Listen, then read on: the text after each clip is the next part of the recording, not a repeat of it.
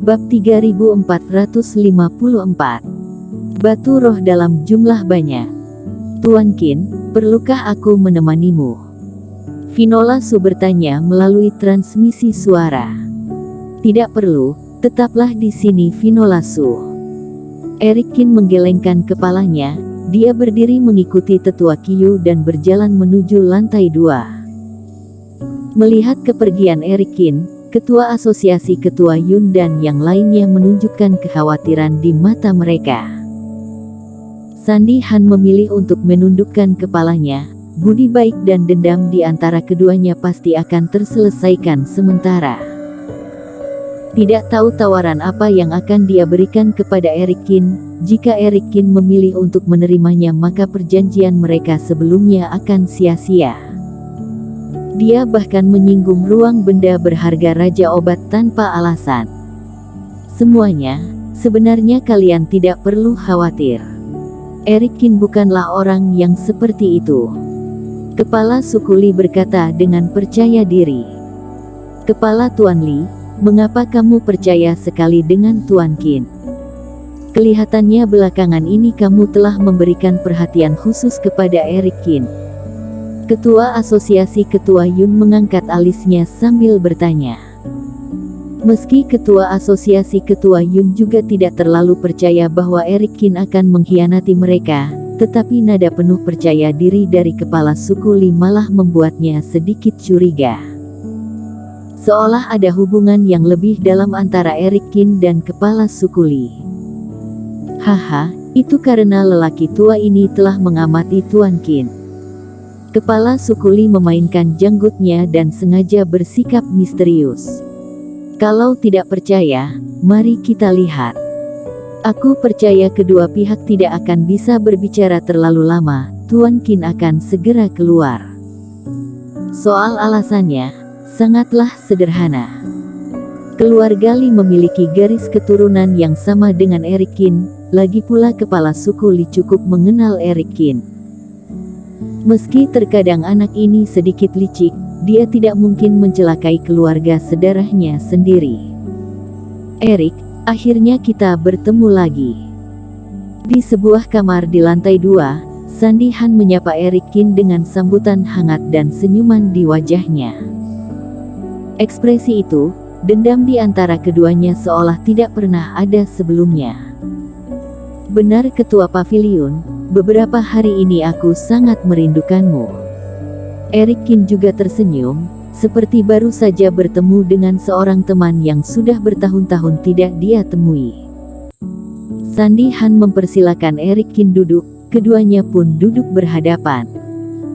Di sisi lain tetua Qiu melihat dua orang dengan senyuman di wajah mereka, berbicara dengan santai dan sudut mulutnya berdenyut hebat. Seekor rubah tua, seekor rubah kecil. Situasi ini sungguh aneh. Beberapa hari yang lalu, mereka berdua mungkin ingin menelan satu sama lain. Tetapi saat mereka bertemu, mereka bersikap seperti teman baik. Hal ini sungguh munafik. Bawakan teh. Sandi Han melambaikan tangannya dan seorang kultivator wanita yang cantik pun menyajikan teh spiritual. Lupakan soal teh spiritual, aku tidak suka meminumnya, bawakan saja aku sebotol anggur naga spiritual. Eric Qin melambaikan tangannya dan berkata dengan tenang. Bawakan saja anggur naga spiritual. Senyuman palsu di wajah Sandi Han hampir tidak tertahankan. Meskipun teh spiritual itu juga sangat bagus, tetapi malah tidak sebanding dengan nilai anggur naga spiritual.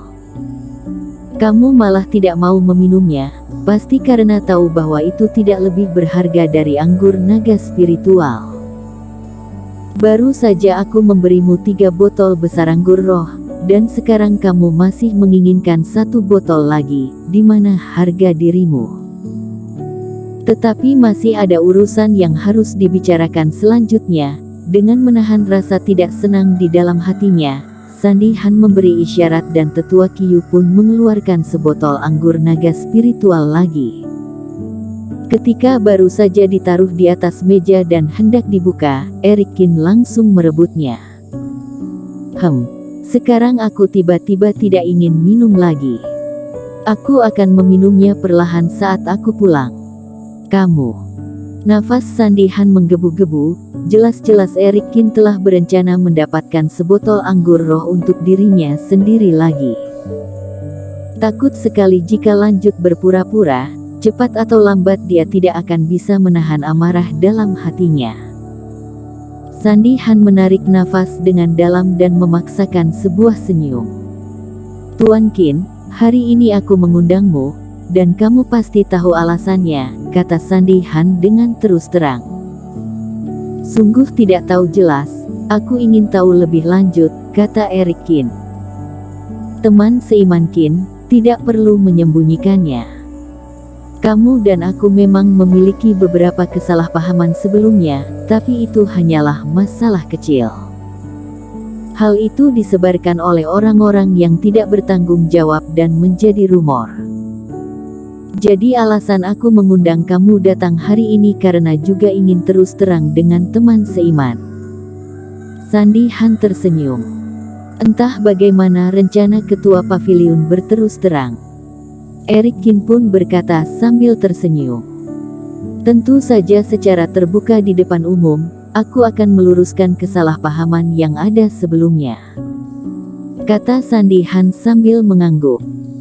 Misalnya rumor sebelumnya bahwa Tuan Qin adalah orang yang sangat kejam yang suka membuat orang marah. Setelah pemeriksaan yang aku lakukan, ternyata dalang di balik masalah ini adalah pengurus dalam ruang benda berharga Raja Obat kami. Pengurus kalian. Erik Kin tidak menyangka Sandy Han akan menuduhkan semua kesalahan ke bawahannya. Benar, setelah tahu akan semua itu, aku juga merasa sangat malu. Sandy Han menunjukkan ekspresi sedih di wajahnya, seolah merasa sangat bersalah terhadap Erik Kin. Tidak menyangka dalam ruang benda berharga ini terdapat orang-orang yang begitu hina dan tidak tahu malu. Setelah menyadari semuanya, orang-orang itu sudah aku hakimi seberat mungkin, dan di perjamuan tadi juga telah mengembalikan nama baik teman seiman. Kalau begitu masalah Gabriel Zeng juga salah paham? Tanya Erik Kin. Tentu saja, itu juga salah paham, kata Sandy Han sambil tersenyum. Sebenarnya saat itu aku sedang marah, hingga berkata kasar. Setelah dipikirkan baik-baik, Gabriel Zeng telah melakukan kejahatan tercela, dan dia pernah bermaksud menyerang teman seiman Qin. Barang-barangnya di Qingzu akan menjadi milik Tuan Qin secara alami. Baiklah, jadi kedua masalah itu hanya salah paham. Lalu soal rumput ajaib yang aku butuhkan tiba-tiba itu tidak bisa dibeli lagi, bagaimana cara menjelaskannya? Tanya Erik Kin. Itu juga dilakukan oleh pengurus. Orang itu salah paham dengan apa yang aku maksud dan melakukan balas dendam secara pribadi. Memang aku salah menilai orang. Kalau begitu pengurus itu benar-benar hebat, kata Erik Kin dengan nada dingin.